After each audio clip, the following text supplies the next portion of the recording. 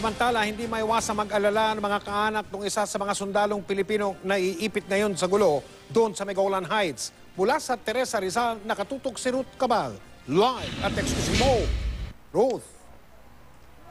Mike, nandito nga tayo sa Teresa Rizal kung saan nakatira yung pamilya ng isa sa mga Pilipinong sundalo na peacekeeper sa Golan Heights. Nag-aalala sila at patuloy raw na nagdarasal para sa kaligtasan ng kanilang kaanak.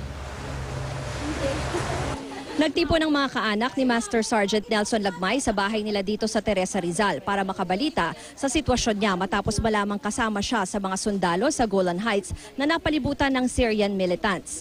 Nakausap natin sa telepono kanina si Lagmay. Kwento niya kahapon nagpasabi raw ang mga militanteng iti-turn over sa kanila ang ilang hostage nilang Fijian. Pero ang kapalit, kailangan namang isurrender ng mga Pinoy ang kanilang mga armas. 4 na po silang mga sundalo doon sa tinatawag na Position 68. Kahapon,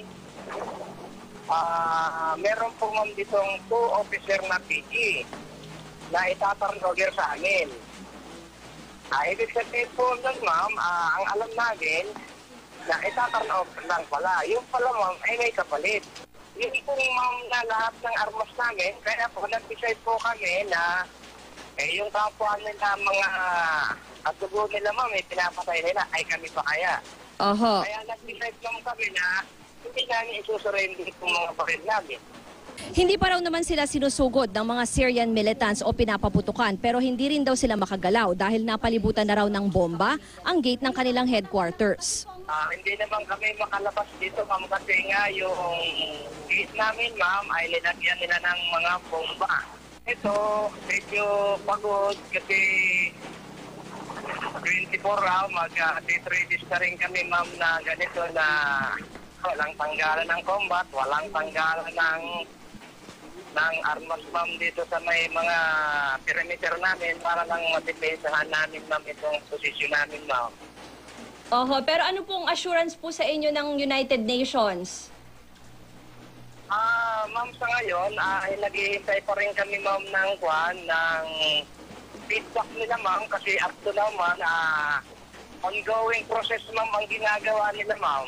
Umaasa raw silang makapagpapadala na ng reinforcement ang United Nations. Sana maging maayos yung negotiation na ito para ma'am naman na masaya kami na makabisit yan ma'am sa Pilipinas.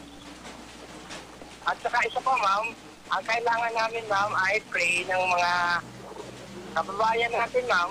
Unang-una kami, mananabig kami sa taas para sila ang tutulong ma'am sa amin at saka kasama na namin yung mga mahal sa buhay ma'am. Nag-aalala ba ng mga kaanak ni Sergeant Lagmay dito na iintindihan daw nila na bahagi ng trabaho niya ang peligro. Lalo pat ang ama at 2 kapatid ni Lagmay ay mga sundalo rin.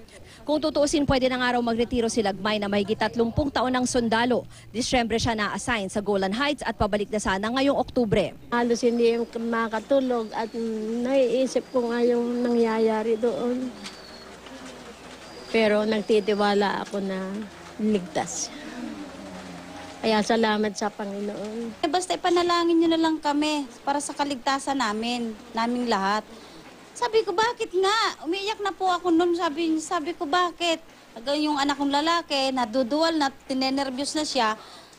Ay, sabi niya sa akin, basta ipanalangin nyo kami at kami napalibutan na ng mga rebelde. Mike, dito sa pamilya Lagmay ay wala pa naman daw kumukontak na kinatawan ng ating gobyerno. Pero ang pagtitiyak naman daw sa kanila ni Sergeant Lagmay ay doon yung mga Pilipino na sundalo doon ay in constant communication naman daw sa kanilang mga opisyal dito sa AFP. Mike? Pagdadasal natin yung mga tropa natin doon. Maraming salamat, Ruth Cabal.